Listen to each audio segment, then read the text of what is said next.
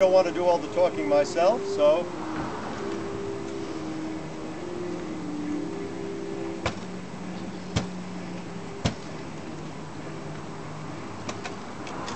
who calls me out of the pit?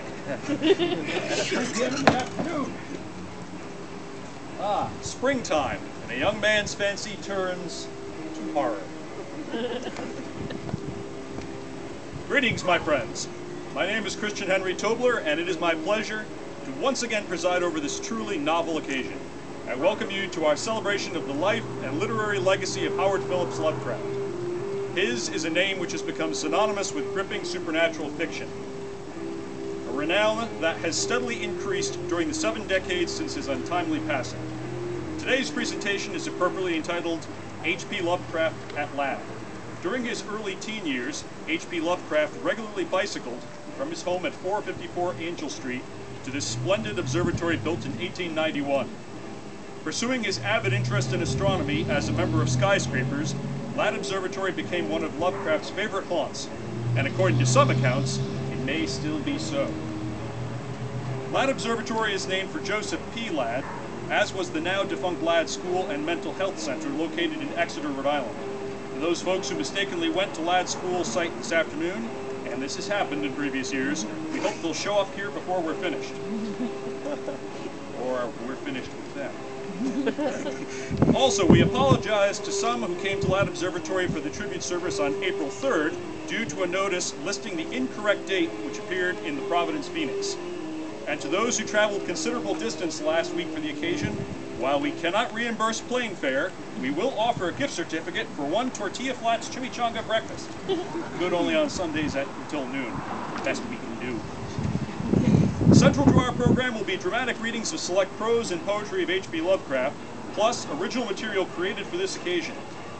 During the past 2 decades, Carl L. Johnson, that's him, has undertaken to organize this annual tribute dedicated to the old gent of Providence, as Lovecraft often referred to himself in letters. Carl and his brother Keith are related to Lovecraft through their maternal lineage, but this occasion is as close as one can get to a Lovecraft family reunion. On an aside note, actor Charlie Sheen has promised to join our commemoration today. He has prepared a speech which he says has nothing to do with H.P. Lovecraft, but will nonetheless be of great import. Another celebrity who has indicated his attendance is Johnny Depp, but on the proviso that we don't mention this. Oops, he's leaving. Following the formal observance here, we'll be visiting H.P. Lovecraft's final resting place, 2 miles north in Swan Point Cemetery. However, for those who wish to join us there, I must first advise you of the Swan Point policy posted at the entrance gate prohibiting picture taking and filming within the cemetery grounds. There are no exceptions to this rule, except when there are exceptions. Violators of this policy will be dealt with in the most draconian measures imaginable. Your pets will be confiscated, your deceased relatives unearthed from the ground they are buried in, and a sharp scolding will be delivered to all.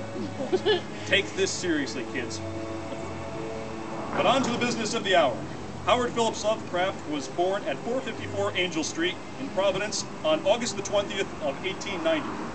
From a sheltered childhood plagued by profound loss, plus a mysterious breakdown in 1908, which necessitated he abandon his schooling, there emerged a man with spectacular imagination, inventing for his stories an implacable cosmos populated by monstrous otherworldly beings who overtook the earth at the dawning of humankind. Among Lovecraft's personal friends were C.M. and Muriel Eddy, Frank Belknap Long, and Clark Ashton Smith. He performed ghostwriting for numerous authors, most notably the illusionist and medium debunker Harry Houdini. Hey, I didn't know that. Howard's parents, Winfield Scott Lovecraft and Susan Sarah Phillips Lovecraft, eventually entered Butler Psychiatric Hospital at different times and for unrelated ailments, and both died in that facility in states of profound dementia. H.P. Lovecraft was married to Sonia Haft Green, and they resided together in Brooklyn, New York. During that time, H.P. longed increasingly to return to his beloved Providence. He did so 2 years into their union without Sonia. Her distanced husband suggested that perhaps they could remain married and arranged to meet occasionally. His proposition was dismally received. After several years, the marriage was legally dissolved. Perhaps it's easier to describe H.P. Lovecraft in part by listing what he was not. Lovecraft wasn't an effective self-promoter.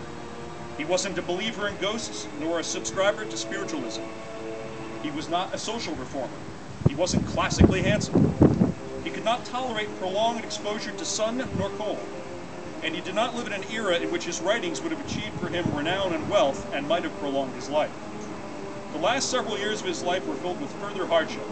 In 1932, his beloved aunt, Mrs. Lillian Clark, died, and the following year he moved to quarters at 66 College Street with his other aunt, Annie Gamwell. In 1936, he was grieved by the suicide of Robert E. Howard, one of his correspondents and the creator of Conan the Barbarian. By the time the illness, which would cause his own death, had already progressed to the point where little could be done for him. He was admitted to Jane Brown Memorial Hospital on March the 10th of 1937. 5 days later, on the Ides of March, a horror story of dignity in the face of encroaching poverty and unremitting pain was finished. When H.P. Lovecraft died 5 months short of his 47th birthday, he must have considered himself a failure as a writer, assuming his work would quickly fade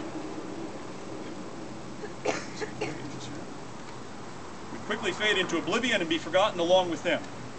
No, I don't believe he failed, for he left us with a collection of nightmarish tales which continue to inspire writers and filmmakers.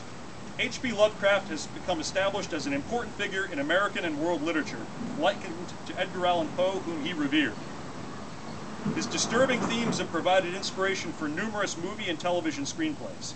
Some notable modern authors are happy to acknowledge they are influenced by Lovecraft, among them being Stephen King. For 40 years, Lovecraft's grave was not directly marked. In 1977, a group of devotees raised a sum to purchase the headstone, which now rests above his mortal remains. It is a modest, wedge-shaped granite set next to those of his parents and in the same design.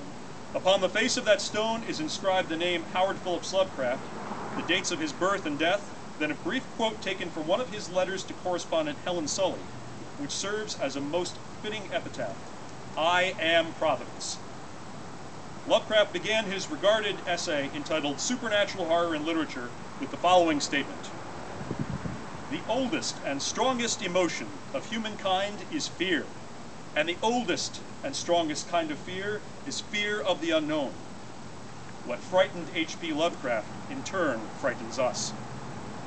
The spirit of H.P. Lovecraft remains earthbound indeed, and it's not confined to the murky recesses of a graveyard, nor the houses where he lived. Rather, it moves relentlessly through the pages of his chilling stories we so enjoy reading.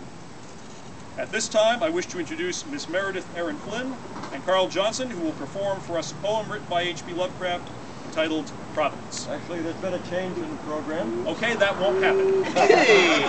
Instead, something else will happen.